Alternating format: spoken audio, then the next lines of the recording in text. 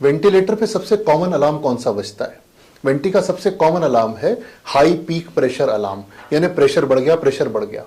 और हम लोग क्या करते हैं उसमें, हम जाके बस म्यूट का बटन दबा देते हैं, अपना काम खत्म।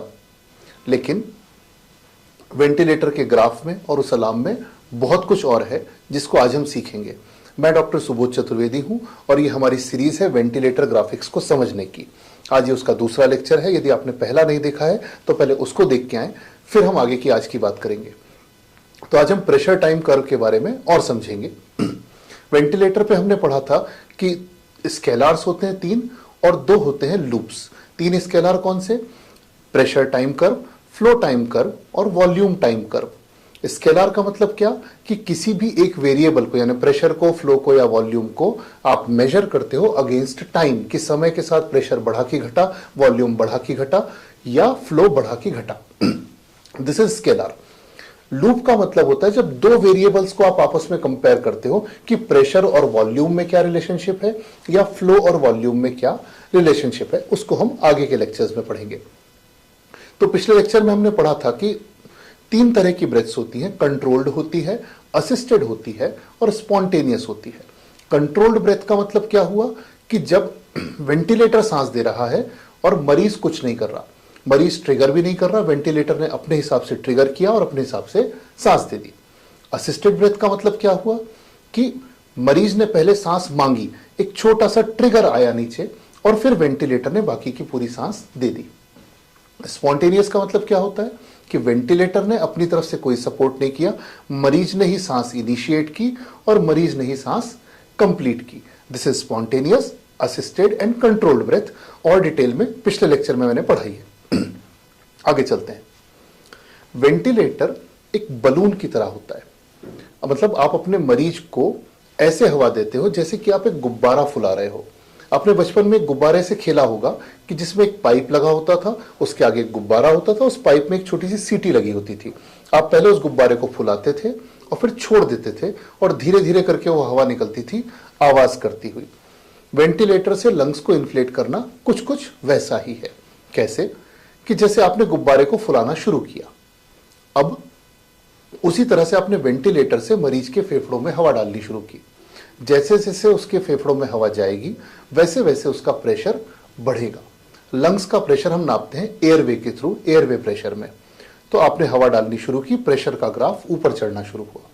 ऊपर जाते जाते आपने उसको 500 ml हवा देनी थी, आपने 500 ml हवा दे दी, तो उसका प्रेशर एक सर्टेन लिमिट तक जाके रुक गया। अब आपने उसको फुलाना बंद कर दिया और छोड़ दिया, जैसे आप गुब्बारे को छोड़ देते थे। अब क्या होगा? धीरे धीरे करके वो वेंटिलेटर से हवा वापस निकलेगी, पेशेंट के लंग्स खाली होंगे और प्रेशर वापस नीचे आके 0 पे आ जाएगा। एग्जैक्टली इसी तरह से ये प्रेशर का ग्राफ बढ़ता है और घटता है और ये अपने आप में एक पूरी ब्रेथ होती है। इसको यदि हम ग्राफिक्स पे देखें तो कैसी दिखेगी कि जब हवा अंदर जा रही है, ग्राफ ऊपर चढ़ रहा है, this part is called as inspiration. जब हवा नीचे जा रही है, बाहर निकल रही है, ग्राफ नीचे आ रहा है, that part is called as expiration. तो ये जो आधा हिस्सा है ये हुआ इंस्पिरेशन का।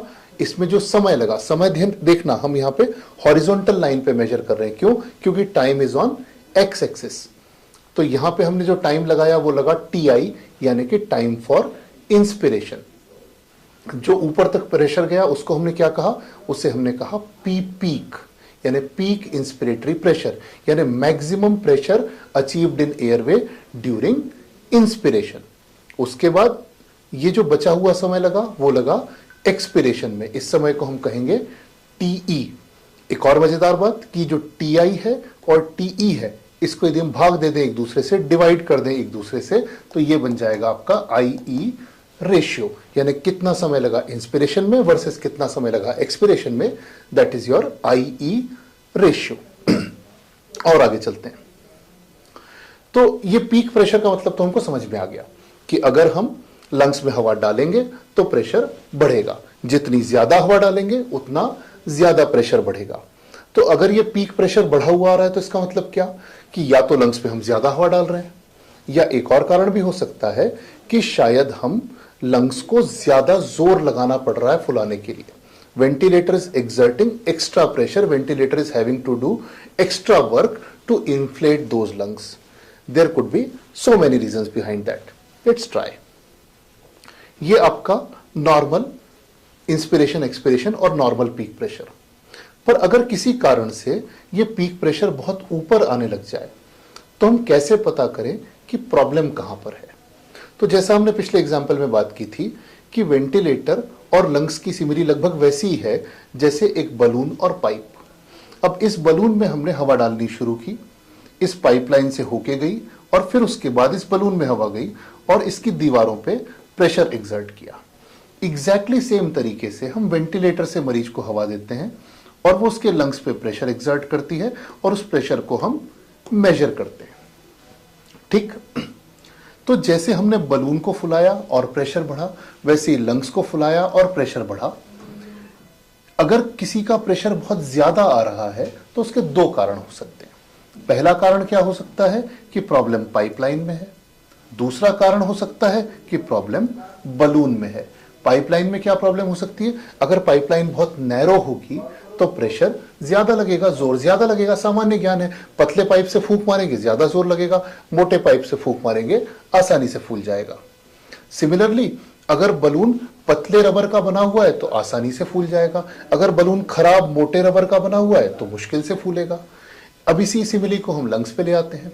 अगर प्रॉब्लम पाइपलाइन में है, यानी मान लीजिए पेशेंट ने अपनी ट्यूब को दांतों से चबा रखा है, या मान लीजिए कि पेशेंट की ट्यूब किंक हो रही है, या मान लीजिए कि पेशेंट को ब्रोंकोस्पाज्म है, ऐसे केस में वेंटिलेटर को ज्यादा जोर लगाना पड़ेगा, प्रेशर ज्यादा बढ़ेगा। या यूं समझें कि पेशेंट के लंग्स में प्रॉब्लम है, जैसे मान लीजिए लंग्स में पस भरा हुआ है, लंग्स में पानी भरा हुआ है, लंग्स में बैक्टीरिया भरे हुए हैं, हाइड्रोथोरैक्स है, न्यूमोथोरैक्स है। किसी भी कारण से यदि लंग्स की कंप्लायंस यानी लंग्स की स्ट्रेचेबिलिटी पे फर्क पड़ा है तो भी प्रेशर ज्यादा लगेगा। तो फिर से पीक प्रेशर के बढ़ने के दो कारण हो सकते हैं, या तो प्रॉब्लम पाइपलाइन में है या फिर प्रॉब्लम लंग्स में है। तो हम कैसे पता करें कि कहां प्रॉब्लम है? इसके लिए आपके वेंटिलेटर पे एक बड़ा अच्छा बटन दिया होता है जिसको कि हम कहते हैं इंस्पिरेटरी पॉज। तो आपने क्या करना है, आपके पेशेंट का पीक प्रेशर हाई आ रहा है, आप जाएंगे और इंस्पिरेटरी पॉज का बटन दबाएंगे। इंस्पिरेटरी पॉज का बटन आप दबा के रखेंगे 2 से 3 सेकंड तक और फिर आपके वेंटिलेटर का ग्राफ थोड़ा सा चेंज हो जाएगा। आपका जो प्रेशर टाइम ग्राफ है वो थोड़ा डिफरेंट टाइप का आएगा। पीक प्रेशर तक तो सेम ही रहेगा, पर पीक प्रेशर के बाद जब आपने इंस्पिरेटरी पॉज दबाया तो ये ग्राफ पहले थोड़ा सा नीचे आएगा और फिर उसके बाद फ्लैट हो जाएगा, एक प्लेटू बन जाएगा, एक पठार बन जाएगा। ये पठार को हम कहेंगे पी प्लैट। और ऊपर वाला प्रेशर हमारा था पी पीक। तो अब हमारे पास दो प्रेशर हैं। अभी तक हम देख रहे थे कि केवल पी पीक है और वो बढ़ा हुआ है। अब हमने इंस्पिरेटरी पॉज दबाया और हमने देखा कि दो प्रेशर मिले हमको, एक पी पीक जो कि ऑलरेडी बढ़ा हुआ है और एक पी प्लैट। अब हम देखेंगे कि दोनों प्रेशर में आपस में क्या रिलेशन है। पी पीक और पी प्लैट दोनों बढ़े हुए हैं या पी पीक बढ़ा हुआ है और पी प्लैट नॉर्मल है। इसको देखा हमने कैसे, इंस्पिरेटरी पॉज दबाया, मान लीजिए पी पीक आया उसका 50 और पी प्लैट आया उसका 30। तो अब हमें पता है कि ये हाई है और ये प्रोबेबली नॉर्मल है। तो कैसे फर्क करेंगे?